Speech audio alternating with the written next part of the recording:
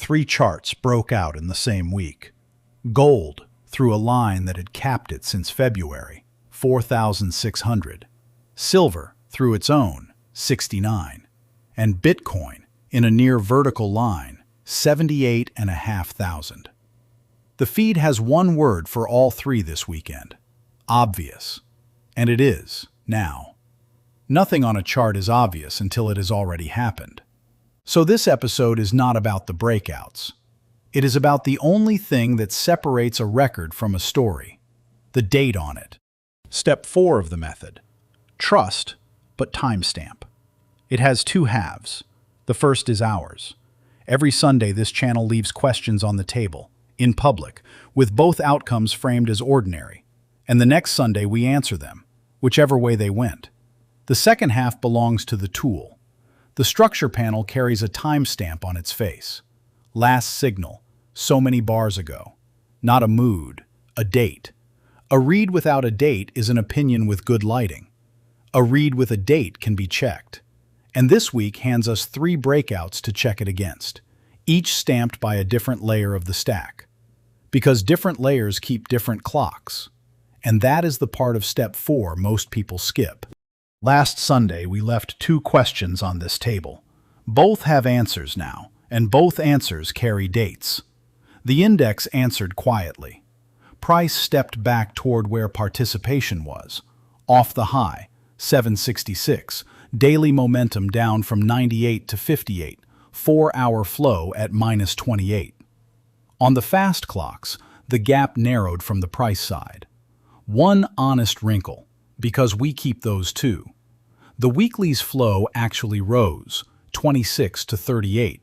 The slowest clock says the crowd behind this market thickened even as the fast ones thinned. Gold answered loudly. We asked whether the daily would turn or the 4 hours negative flow would drag the bounce back. The daily turned. Momentum from minus 14 to plus 30, price through the February line, and the flow that was supposed to do the dragging flipped to plus 26 instead. And gold did one thing neither of the other breakouts did. Relative volume moved up, from low to medium. Of the 3 moves this week, this is the one that brought participation with it. Bitcoin is where step 4 earns its keep. 2 weeks running, we called its row the mirror of the index, the weakest momentum on the board, minus 46, carrying the strongest money flow, the crowd without the price. This week, the price arrived, momentum plus 88, and the tape at 78,500. The gap closed from the momentum side. Now the timestamp. The structure layer printed its last accumulate signal 40 bars ago, into the July base, at levels this market has since left far behind. That mark is not a prediction that aged well. It is a location record. Here is where trading actually accumulated, stamped before anyone needed it to be true. The tool does not get credit for the breakout.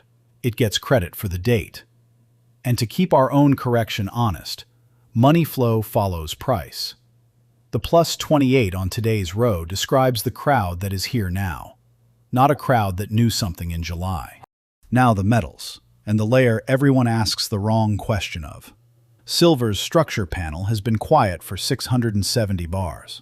Gold's for 748. That is not the system missing the bottom. Accumulate is the slowest voice in this stack. A structural instrument that may speak once in several years, which is exactly what makes Bitcoin's July print worth so much. Asking it to stamp every low is asking a calendar to tell you the time. The marking here was done by the faster layers. Under the summer lows, the trend layer held its floor while the momentum layer turned first, on the chart, dated, weeks before this week's candles.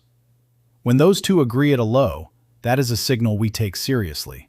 So the metal's base carries timestamps too. They just sit on faster clocks. Which leaves the scanner's daily row as the honest tension of the week. Silver broke its line at 69, and the row still reads distributing, momentum minus 24, flow barely above 0, volume low. Only the 4-hour agrees with the candle. 2 ordinary futures. The daily catches up and rewrites its own row, or it hands the move back.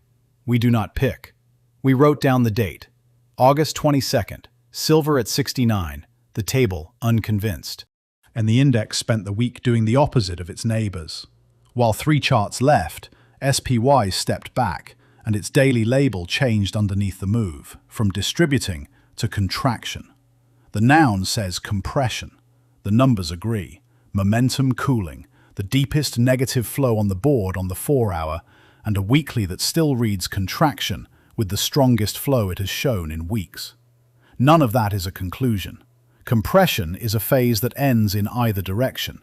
We have said it before on this channel, and the label will tell us which one it chose after it chooses. So here are the 2 receipts we are writing for next Sunday. Silver, a breakout the fast clock made, and the daily has not signed. Does the daily row catch up, or does the move come back to the line it left? Both are ordinary outcomes, and after this week, nobody should need reminding which direction a gap can close from. Bitcoin. The daily says plus 88. The weekly still wears rebuilding at minus 86. 2 clocks, 1 market, opposite convictions. Which one convinces the other is next week's answer, not this week's guess. Acceptance and rejection are both results. The only losing move is needing one of them. Step 4, one more time. Trust, but timestamp. If a read was right, the date is what proves it. The way Bitcoin's July signal needs no adjective this weekend. If a read was wrong, the date is what teaches it. The way gold's gap closed from the side we did not expect 2 weeks ago.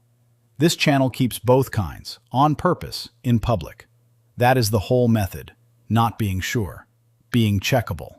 Next Sunday, we open silver's row and Bitcoin's 2 clocks, whichever way they went. Thanks for reading with us.